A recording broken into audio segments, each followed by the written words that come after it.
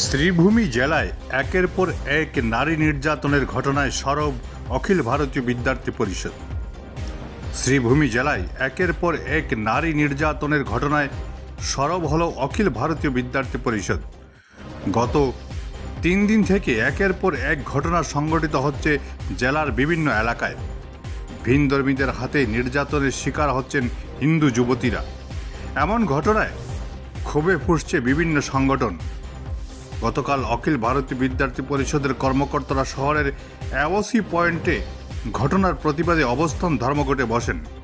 দোষীদের ফাঁসির দাবিতে সরব হন এবিভিপি কর্মকর্তারা।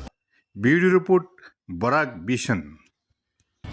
নমস্কার, আজ আমরা এখানে করিমগঞ্জ এওসি পয়েন্টের সামনে রাস্তা ব্লক করেছি। যার কারণগুলো হচ্ছে যে বিগত কয়েকদিন থেকে দেখা যাচ্ছে আমাদের শ্রীভূমি শহর নতুন নামকরণ হয়েছে শ্রীভূমি, যার শ্রী পুরোপুরিভাবে নষ্ট করার একটি প্ল্যান চলছে, যেটা আমরা কোনোদিনও মেনে নেব না।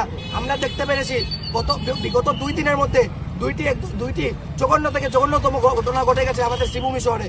কালকে হয়েছে আমাদের নিলামবাজারে, পরশুদিন হয়েছে আমাদের বদরপুর থেকে যখন আসছিল আমাদের বোন একজন, ওর সাথে বাসের মধ্যে আমরা দেখতে পাচ্ছি একে একে চাঁদকিরা, পাথারকান্দি, নিলামবাজারের 2টি ঘটনা এবং আমাদের শ্রীভূমি শহরের কতদিনের ঘটনা। গতকালকে একটি ঘটনা আমাদের পার্শ্ববর্তী জেলা হাইলাকান্দিতে হয়ে গেছে।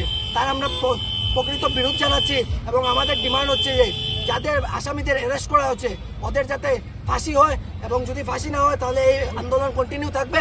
এটা এবিভিপি সংকল্প এবং আমরা মেনে নিচ্ছি যে প্রশাসন অনেক সক্রিয়ভাবে কাজ করেছে এবং জিহাদিদের অ্যারেস্ট করেছে, কিন্তু আমাদের ডিমান্ড এইটাই থাকবে যে আমাদের যারা অপরাধীরা আছে ওদের ফাঁসি হবে।